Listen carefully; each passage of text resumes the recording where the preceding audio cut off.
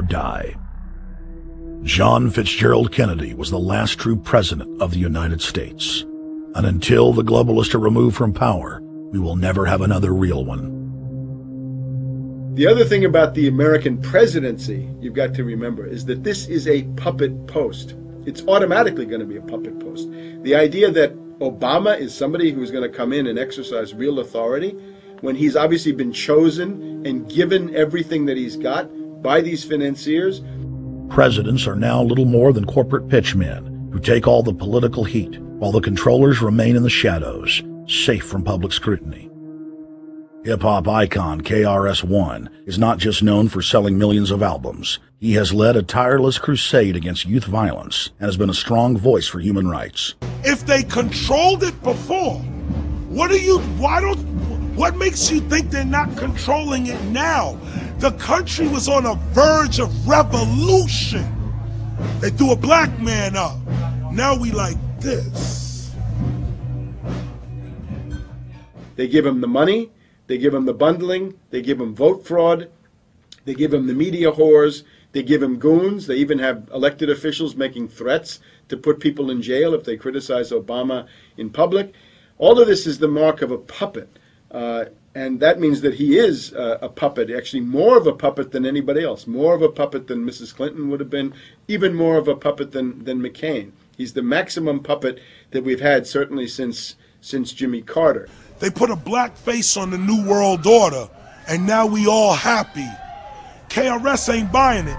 In the real executive power structure, the president serves the military-industrial complex, itself owned by the international bankers. If there's a revolution, the population just throws out the prime minister or president. The elite stays in power because the public is never aware of who the real enemy is.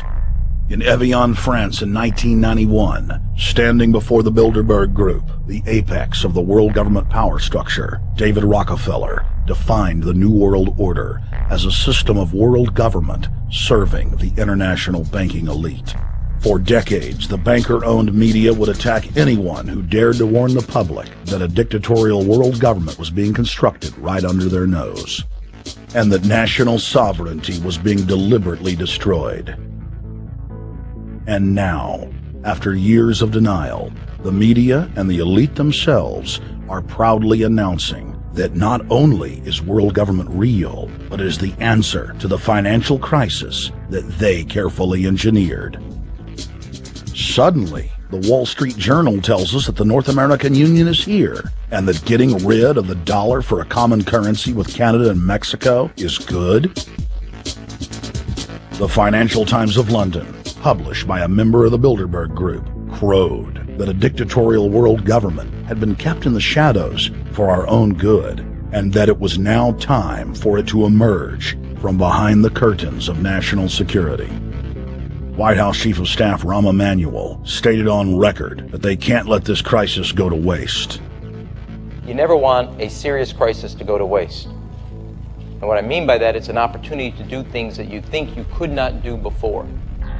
And Henry Kissinger, who gave Barack Obama his first job out of college, told national television that the economic collapse was a great opportunity to bring in the New World Order. He went on to say that Barack Obama was the perfect person to sell it to the world. But he can give a new impetus to American foreign policy, partly because the reception of him is so extraordinary around the world.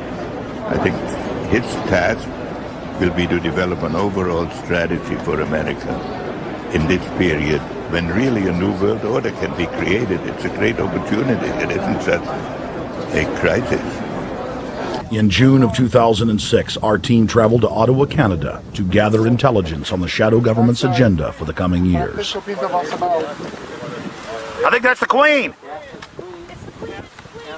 Investigative journalist and best-selling author Daniel Estulin had been tracking the Bilderberg Group for more than 16 years. His moles inside Bilderberg informed him that the elite were planning to first run the price of gas up to $150 a barrel, unimaginable in 2006. He also reported that after suckering the middle class back into the stock market, the group was going to implode the subprime mortgage market and destroy public confidence. Well, one of the things that we're getting from this morning and this afternoon's conference, this morning conference was about the energy crisis, the price of oil. The afternoon conference, which started about 4 o'clock, 4:30, they were talking about one of the American delegates. I wasn't told who exactly it was talking about the the concern that the American citizens have had with the housing prices going down, so they're not investing that money. So what they needed to do is they needed to create the illusion that everything is going well. So what they're going to do over the next year and a half is to bring the market back up to 1998, 1999 levels. They're going to get all the suckers to invest whatever little money they have left over, and that's when they're going to make the economy bottom drop out. They need to destroy the economy because as we're running out of oil, when people don't travel, at least that's what they're saying, when people don't travel, when people don't have money, they don't travel, they don't spend any money, which means you don't waste a lot of oil and natural gas. That's the afternoon. So how does this source, just ballpark, so you have the sources. Well, actually, they're true people who are members of the Billboard Club. It's actual members. They're members of the Billboard Club who for years and years and years have been going and participating in all the conversations. They've always been dead on, always. And last year they said the oil prices are going to go up to 150. At the time it was 39, went up to 76, basically doubled. If it doubles again, it's going to be back to where these people say. They attack Iran and will it, Year after year, Estelin and other reporters like Jim Tucker are able to report on future events with stunning accuracy, all because they know the agenda of the Bilderberg Group. The Bilderberg Group sits at the top of the world power structure. 125 of the richest and most influential individuals on the globe make up its membership.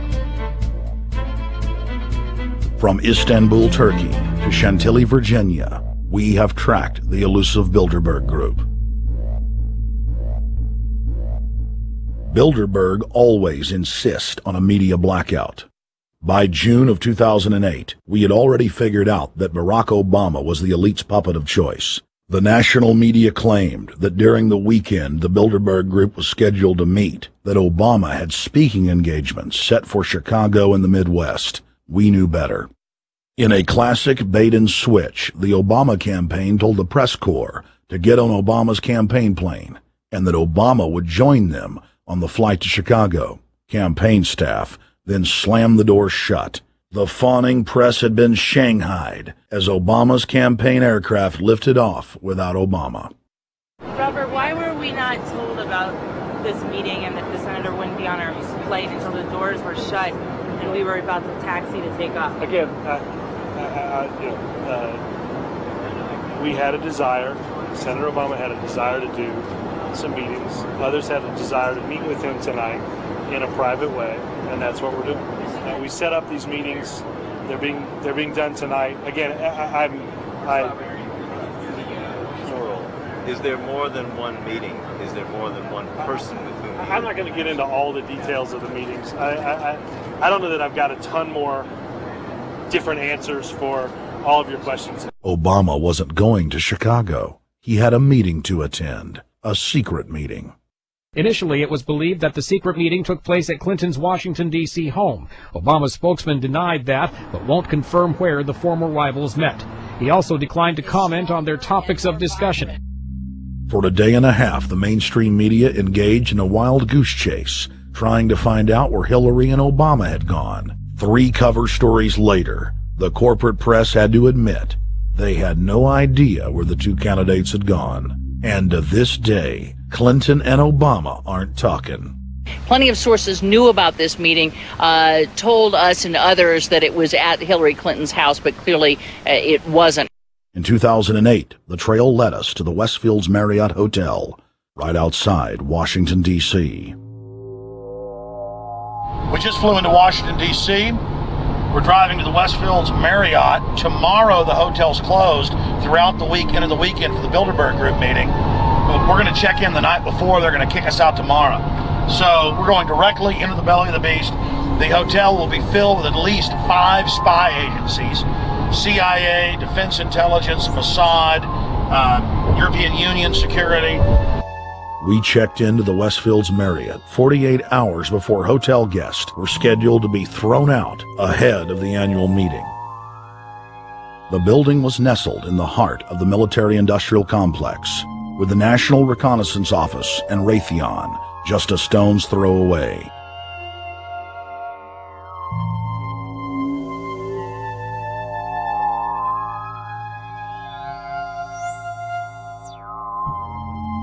The plan tonight is to try to not get arrested, dodge the security, get in there, get some footage of the elite arriving in the morning, because some arrive before they officially lock it down, and then getting out of the building.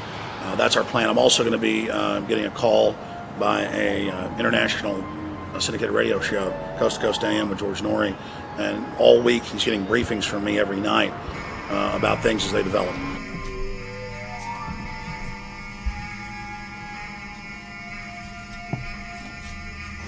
George, we're sitting here in the room. As the phone rings with your producer, Tom Danheiser, to put me on, the fire alarm goes off. So everybody is exiting the building. I know this is a setup. They timed it exactly when this happened. Open the door. I want them to hear the fire alarm. Open the door. I want people to hear this live to the 16 million people listening.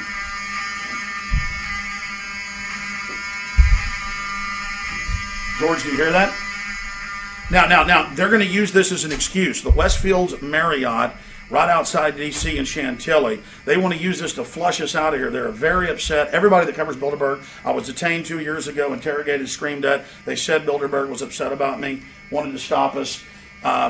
This is guaranteed. Everywhere we go, we're followed. We have another hotel across town as a base of operations. They were there questioning us, getting in our faces. We're being followed everywhere. I need everybody's support right now. I pray to God they don't try to set me up. They may have tried to concoct this as some way to say, look, they didn't leave during a fire drill, assessing me, knowing I would stay and do the interview. But again, the moment the phone rang with Tom Danheiser, the moment the phone rang, the guys answered it, I'm standing there, the alarm goes off. It's going off right now. The guests are exiting the hotel out there. Of course, there's no fire. This is just absolutely insane. I noticed, too, that there was over 100 security people here today, but tonight we got back and it was a total ghost town, and this is what's insane. We have a security guy walk up to us 30 minutes ago, about 25 minutes ago, before this happened, and said, "What are you guys doing?" We said, "We're just walking around checking out the artwork in the hotel," which we actually were admiring, but we were also going around getting some footage. And they said, "Well, no cameras allowed." We said, "Fine." And then he said, "Yeah, we had somebody do a fire alarm a few weeks ago, and me and Rob, my camera guy, were on, why is he telling us about a fire alarm?" I forgot that part, George. These bastards have done this. I don't know how. They're planning to try to set us up or something, but this is incredible. We are here in the middle of this right now, George.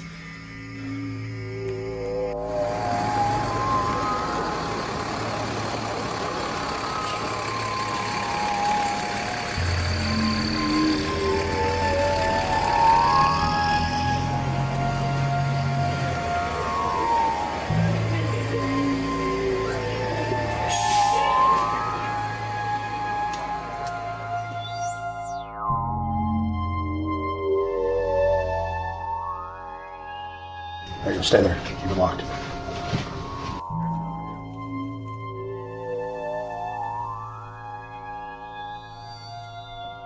Let's go. Let's get out of here now, Richard. Don't screw around anymore. We got out of here on exactly the right time. Is this the way out? Yeah.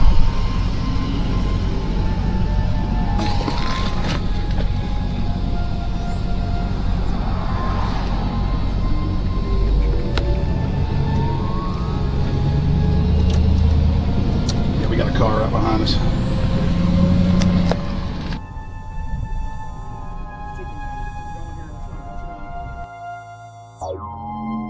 You made about, what, 5 turns and 6 turns? The same car's following us? Now he looks like he's following us into a... He came out of Bilderberg. He came out of the Westfield. He's being a little bit subtle, but... Not too. So there he is.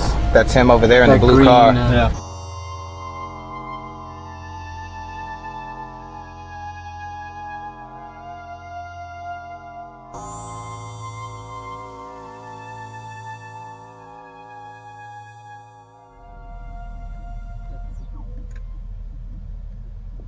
We're headed back to the Marriott here in Chantilly, Virginia, the scene of Bilderberg 2008. We successfully infiltrated the last day and a half inside, got out with some great stuff. We've been tailed, and now we're going back to cover the dignitaries, the elitists, as they arrive. And right